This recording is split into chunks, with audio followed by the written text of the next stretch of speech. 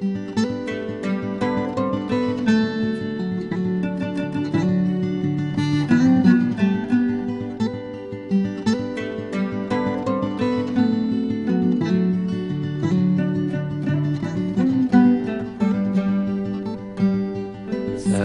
panelė, širdelė graži, bernelis nejari. Kelkis panelė, širdelė mano, ar dar nepailsė. Kelkis panelė, širdelė mano, ar dar nepailsė.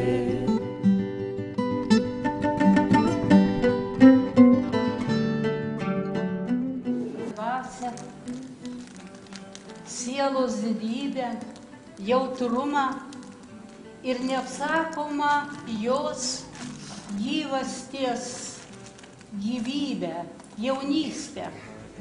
Ir iš tikrųjų, kaip daug paskaitai jos publicistikos, ten ir išaiškėja, kad ji tiesiog sako, jeigu žmogus nenori būti jaunas, tai jis ir niekada nebus jaunas. Ir iš tiesų jos mintys jaunos, mintys aiškios, protingos, kogi galima dar daugiau norėti. Taip kaip Anglijos karalienė Elžbieta ištekėjo už savo valstybės, taip lygiai Janina Jovaišaitė ištekėjo už savo minčių poezijos. Ir manau, Janina, kad tu tikrai suprasi, kiekvieną gėlelę pagloščius, žinosi, kad visi žmonės, kurie čia lankėsi, tave myli iš visos širdies.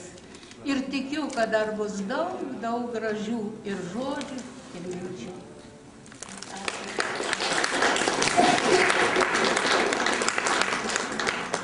Mes, Šiaulių miesto literatų klubas Verdenė, taip pat sveikiname su šią nuostabiai garbingą šventę jubiliejui.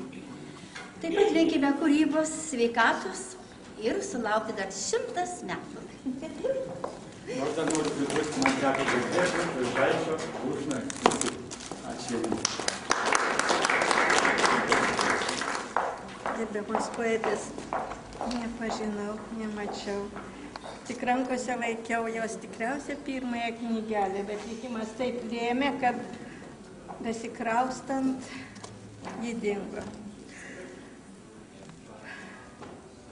Kaip supratau, keliuose eilėraščiuose ji minėjo Boružėlę. Tiesiog nesąmoningai atnešiau aš jai Boružėlę, dėja neskraidančią, bet prisiminimui, kur nors lentynėliai, kažkur šalia vara, nesvarbu. Aš jai galėjau. Aš Aldona Liepienė iš Šiaulių literatų. Vedė jos klasės draugė Reda Birutienė.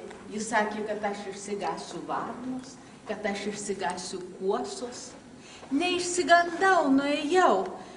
Nuostabu.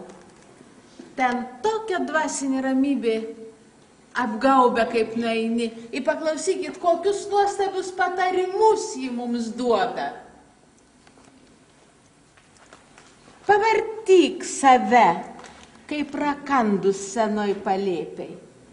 Rasi neregėtų minčių, pamestų ar atidėtų sumanimų, kadaise matytų ir niekada daugiau nelankytų peizažų, užmirštų šventinių atvirukų, žibintų susuktų į voratinklį, nusnėrusių gyvatės sodų, neiškaltų formulių, neparašytų eilėraščių, spastų pelėms ir širdims, jau seniai nevartojamų ugnies ir aistros konservų, rudeninių kronikų ir pavasarinių noktiurnų, sudužusių stiklo batelių ir sugriuvusių kortų namelių sename kupare palėpiai. Pamastykime apie save apie būtį, apie poeziją, apie raudonus tulpių žiedus ir svarbiausia, apie Lėlį. Pabūkime kelias minutės kartu su ja ir Šopenu.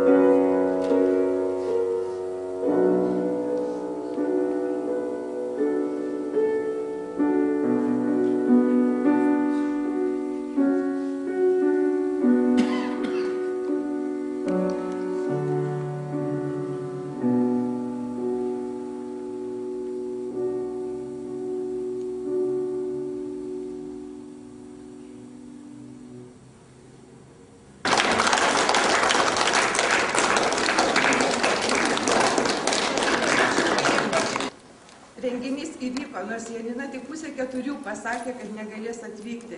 Ji pasakė, jūs, kai pasakiau, kad negalime daryti be jos renginio, sako, kaip jūs darote mirusiems? Literatams, poetams, žymiems žmonėms. Tai aš nusprendžiau, sakau, tegul jau būna geriau gyvas žmogus, bet nemiręs, jeigu iš čia salėje, jeigu jai tai blogai su sveikata. Ir mūsų tos šilti jausmai, tegul jai persiduoda, mes linkime jai sveikatos.